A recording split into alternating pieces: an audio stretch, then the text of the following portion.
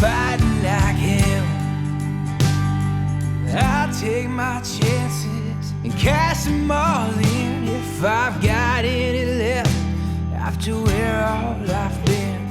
I chose this life and I'd choose it again. Father, forgive me for all of these sins.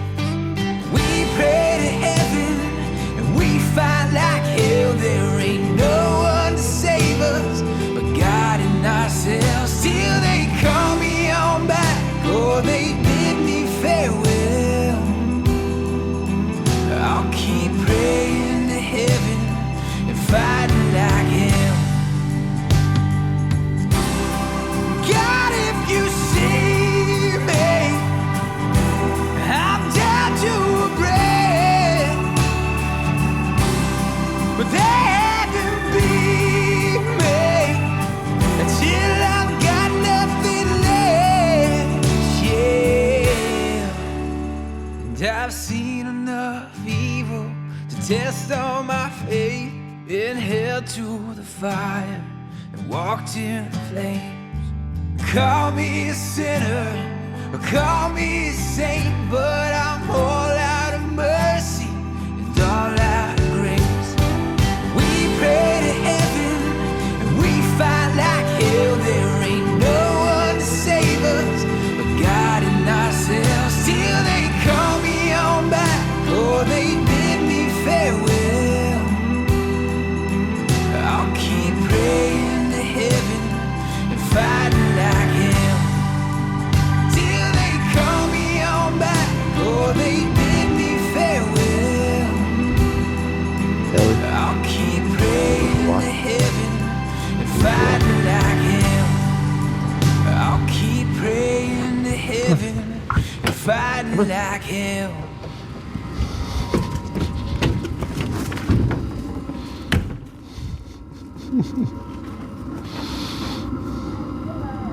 Oh. Oh. All right, hold on a second. All right, let's start with our regular stuff here. We got,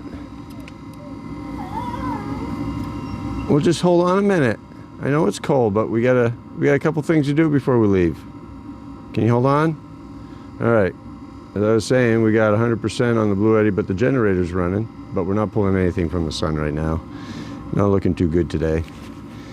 But LE is ready for a walk. So,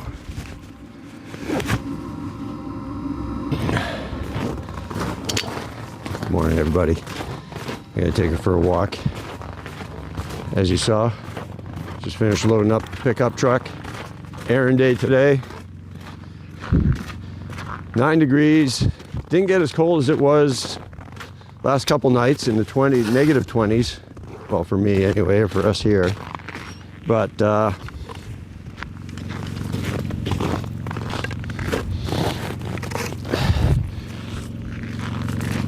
we did end up getting down to, well, negative 5 or 6. It was kind of strange last night. It went from below 0 to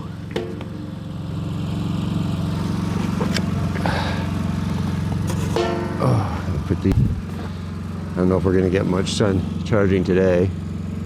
Over there behind the clouds, a little misty.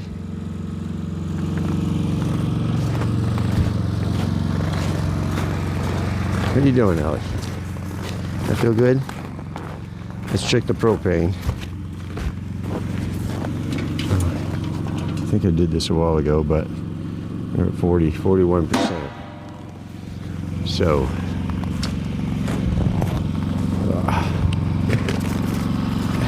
turn off this generator.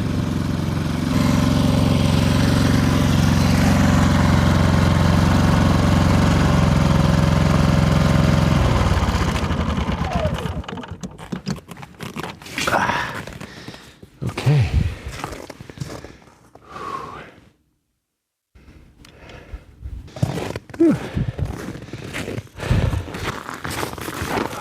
Yes, Ellie, yes. She's bouncing around here. All right. And we're in good shape. Cold, supposed to be up to 20 today, but we're starting out cold because the sun's not out. And at least there's no wind. But as I was saying, we got an errand day today, and take a trip into town, get some supplies. We got one issue we're dealing with this morning. Brenda went to get in the freezer this morning and found out that things seem to be thawing out. So we pulled everything out of there, and obviously being 9 degrees, we can put everything outside and it'll stay frozen. Hadn't all completely thawed out, just a couple things that get soft, she noticed. So I checked it out, and yeah, temperature is definitely higher than it should be. Oh. Let me adjust this camera a little bit here. And all right, we got a different tripod this morning. Try to stop some of the shake, and I'm mic'd up, so hopefully that's working. At any rate, so yeah, we left everything in the fridge for now because it was still below the cooling temperature. I think it was 35 or something. It was within range, and it's running on propane. It's got propane and electric. We don't run it on electric. Takes a little bit of electric to help the propane run, the ignition and some components, whatnot, but for the most part it's propane operated LP, and it's been working great since we got it. We haven't had any issues with it. We keep it on the lowest setting, lowest, not the coldest. It's 1 to 5, 5 being the coldest, but we found that even on 1 it keeps things really, really cold, almost too cold sometimes, but it works good and it works well. And we're I need my sunglasses this morning. And so we're dealing with that this morning. I'm not quite sure if I pulled out the manual, and it does go through a defrost cycle. I noticed the frost was building up inside the freezer, so it was going through a defrost cycle, possibly. The other possibility is maybe the door wasn't completely shut, and obviously just obviously a component failure would be the biggest issue to deal with, especially in the middle of winter, trying to deal with a messed up fridge. But so one of our stops today was to go grocery shopping, and we'll just be mindful that, of course, I'm keeping an eye on it, monitoring it. We're going to be leaving, so if I notice the temperature's going back down, which I turned it up on the coldest setting now. I'm not sure how long it would go through a defrost cycle, if that's what it was going through or whatnot, but at any rate, nice, calm, cool, still morning here.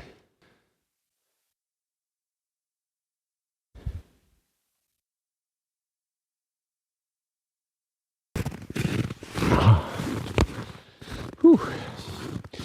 So we're going to probably leave Ellie home and do our errands today. Shouldn't take us too long. And maybe when I get back, it's supposed to warm up to the 20s.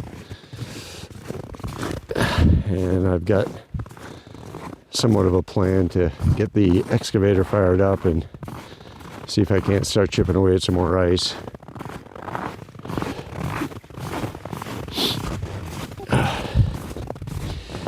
Yeah.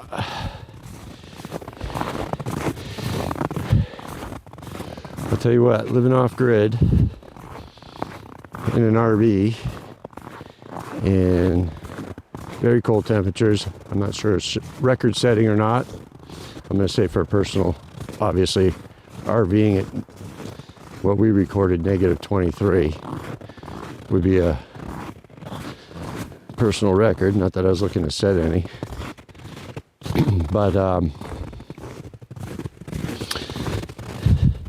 It's not for the faint of heart, for sure. It's one thing to say you can do it. It's another to actually do it. And it's more than just being able to be a problem solver and address issues as they arise. And those are numerous. Big, small, some that start small and end up being big if you don't address them immediately. Which leads me to my next thought, which is there's also the thinking ahead and the planning part. I may go to bed at night and get some rest, but it seems like my brain's never shutting off to what's next, what could happen, what should I be prepared for, what if this happens, what if that happens, what if the water freezes, what if the fridge breaks down, what if the furnace breaks down, what if the hot water heater breaks down, what if one of the vehicles breaks down. There's just endless amount of things to potentially worry about, but it's not worrying if you're actually in potential of it happening. It's more planning in my mind and being prepared. So I try to have, in my head at least, a backup plan for anything that could happen. Not anything, but you know what they say, plan for the worst, hope for the best. Where are you going? You gonna meet me down there? All right, see you in a bit. There's a road over here, somebody else's property, and she likes going down there and meeting me further down. So anyway, yeah, it may be more than just saying I've got all the equipment and the gear and I can do, oh, there she is. I can do this, no problem. But it certainly takes a little bit more than just good wishing and hoping, and you gotta be prepared. Which made me think about, what were they doing over 100 years ago, 200 years ago, 500,000 years ago? How did they handle it back then? I keep saying, if it wasn't for the technology, I couldn't do this. And I would have to say that's probably true, because there's some pretty big bunny tracks. Oh, those look pretty fresh. Let me show you. I don't know, different kind of bunnies around here.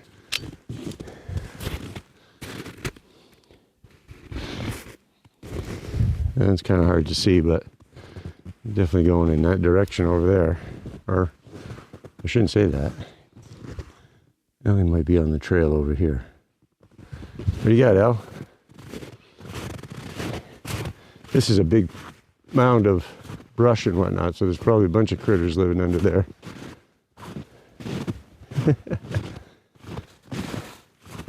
What you got?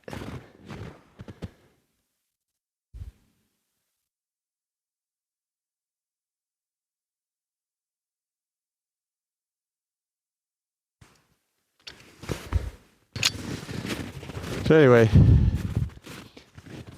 I don't think of myself as being that tough to do this, given the help I have with technology today. When I think about people living in real log cabins with dirt floors and no water, hunting for their food, living by daylight, burning wood to stay warm. We have it easy. We have it easy. RV camping, I'm sure there's been way worse situations than we're set up in. For RV campers, I'm sure there's plenty of people out there that can say, oh, we did it in Alaska or Canada or wherever, somewhere around the world where it's 50 below or whatever. So I'm not claiming any great achievements in that respect, but personally, I wasn't looking to set any records. Like I said in other videos, we ended up here just as a circumstance and timing, but ultimately we knew that we were prepared and could handle what was going to be thrown at us for the winter, and as long as we could handle that, then come next spring, we can hit the ground running versus landing here next spring and spending the summer getting set up for winter. We know now we can handle it. So should we have to live another winter in the old RV, then certainly we could do it.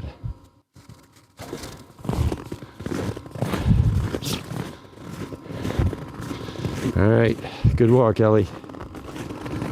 All right, that's it for the walk. Time to run for some supplies. Hopefully we'll resolve our fridge issue. And I don't know if anybody of you caught yesterday, I fell down on some ice and didn't get hurt, just landed on my back. And I wish I had a video of it, but I just got ground sky. Go check that video out, and we'll give you a little update later on today. Maybe go for Ellie's walk, and hope the sun comes out. Y'all take care. Have a good day.